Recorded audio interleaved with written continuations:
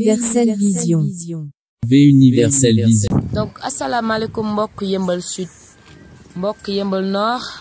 Kër Massar Sud Kër Massar Nord Jaxaay Malika maa ngi leen di nuyu yéen ñëpp ku ci nekk ci turam ak santam maa ngi egg si ba si yow di la nuyu di la wàcc sa wàccuwaay donc li ñu dajale tey nag mooy waxtaane ci li ñu jógee mooy élection locale mu nekkoon nag lu am solo ci taarixu Sénégal muy le 23 janvier bi ñu génn balaa boobu nag ngeen may ma rek ma jaajëfal bu baax a baax di féliciter di encourager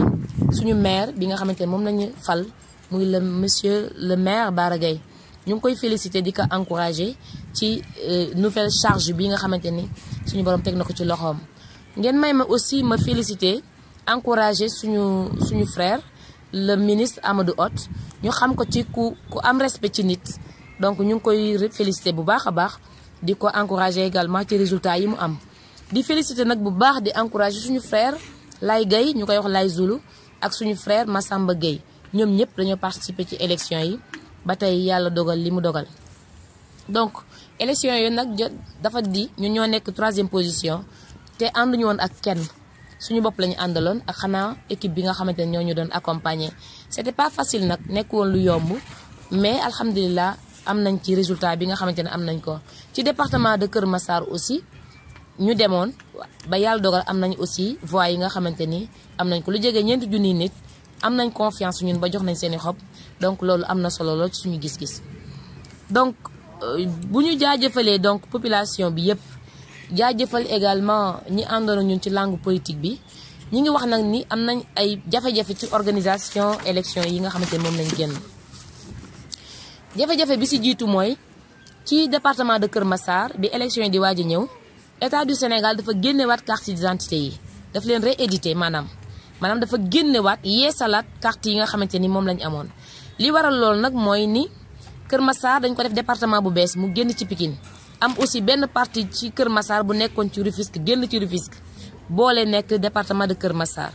donc bi ñu defee nag bi ñu génnee carte yu bees yooyu xëy na état du Sénégal communication bi waroon mu defu ko ci woon ba tax na ñu bëri tey jotuñu woon seen pièce d'identité boobu benn la. beneen difficulté bi ñu rencontré toujours mooy ci carte d'identité yi da ngay gis ñoo xamante ne génn nañ àdduna état génnewaat seen carte d'identité yooyu am na nit ñu bëree bëri bi ñu génnee àdduna yàgg na mais état dafa génnewaat seen carte d'identité yooyu génn indiwaat ko ci sur le terrain. beneen difficulté bi ñu gisaat mooy koo xamante ni fi mu amoon habitude di voter par exemple Jaxaay la ñu xëy génne ko yóbbu ko beneen zone loolu aussi beneen jafe-jafe ga boo xamante ni nit ñi rencontré nañ ko sur le terrain.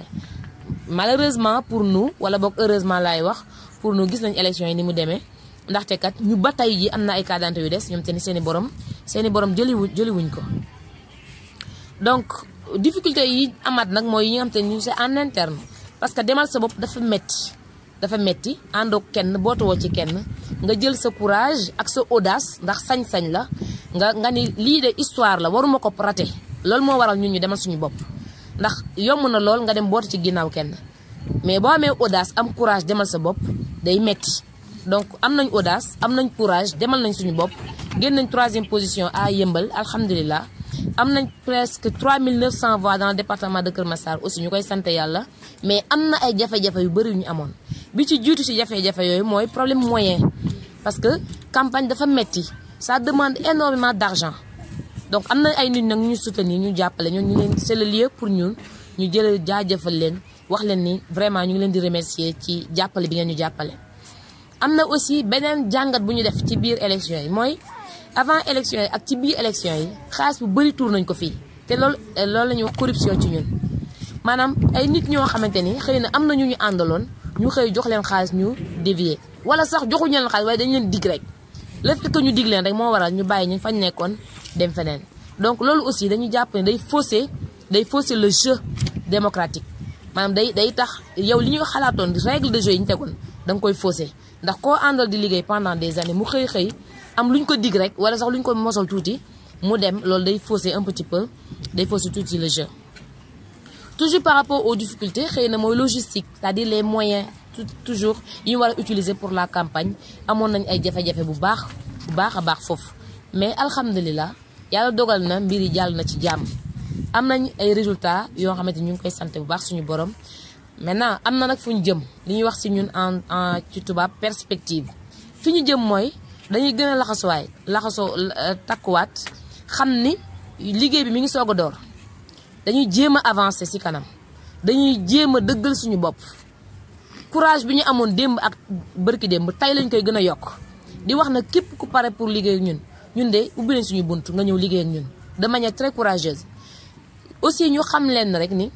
département bi nga xamante ni mooy Kër Massar wóolu nañu ba may ñu fa ay siège loolu duñu leen décevoir ci liggéey bi nga xamante ni dénk dina dañ ko dénk donc dañ gën a takku dañ gën a xool par rapport à notre expertise suñu xam-xam suñu connaissance dañ ko teg sur la table pour rek mu jëriñ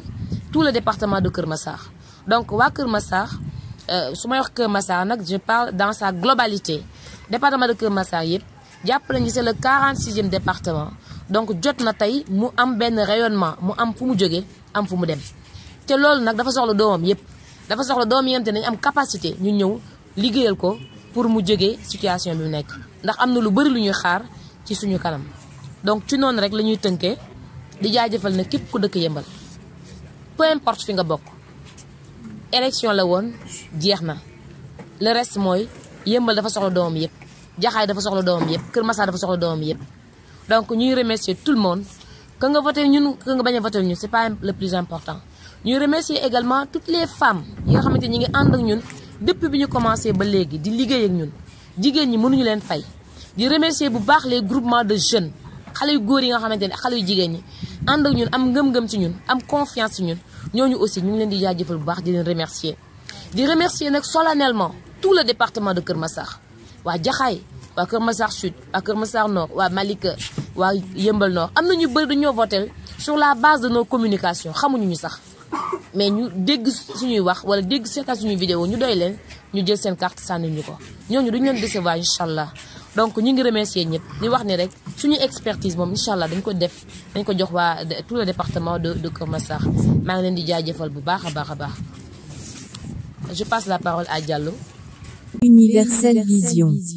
V Universelle Vision.